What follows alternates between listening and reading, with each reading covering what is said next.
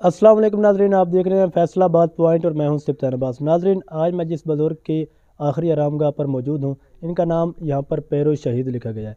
इनके बारे में ये कहा जाता है कि ये जंग के दौरान जो है वो इनके दोनों पैर दोनों पाँव जो है वो शहीद हो गए और उसके बावजूद भी ये जो है वो जंग करते हुए इस मकाम तक पहुँचे और यहाँ पर इन्हें जो है वो मुदफ़न किया गया। यहाँ पर ये दफन है।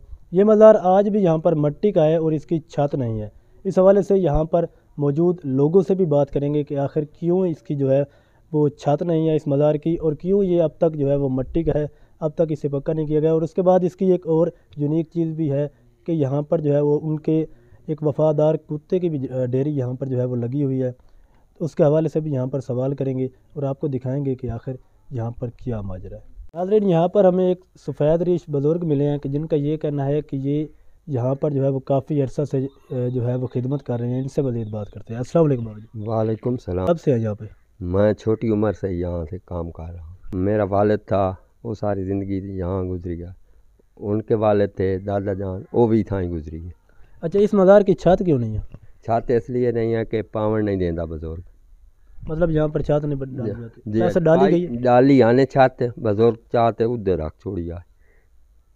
सही, मतलब यहाँ से छत जो है वो उड़ गई थी। उठ गई जी। अच्छा, यहाँ पर एक और भी यूनिक चीज़ है कि यहाँ पर कहते हैं उसके कुत्ते भी क्यों? हाँ, वो भी उनका भी उत्थे मुदफन था उस पर जाड़ी के साथ। जारी के साथ वहाँ पर अब भी उसके कोई बाकी होते हैं? नहीं, अब कोई नहीं। वो डेरी भी अब मिट्टी की है, बाकी कुछ नहीं। वहाँ पर और कुछ भी नहीं? नहीं कुछ।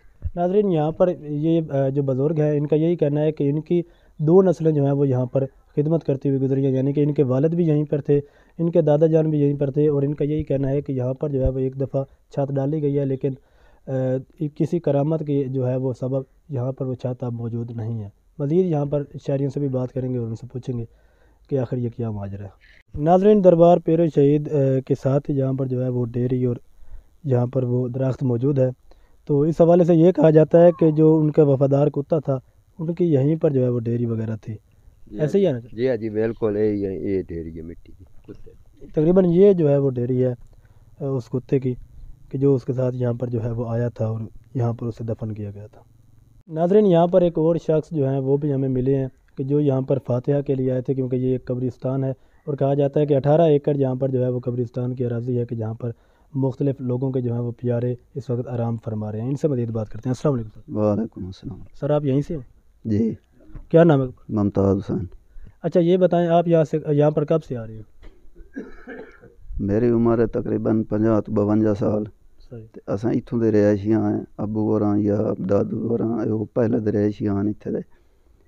इस दरबार के हवाले से आप क्या जानते हैं? इस दरबार दी जड़ी तारीखी हवाले जड़े बुजुर्ग बतांदे न हम ओ जदन पीर होरां जंग लड़ के दुआ रहे हैं ना, इन्हां दे पाँव कटे हुए हैं घुटनों के नीचे से।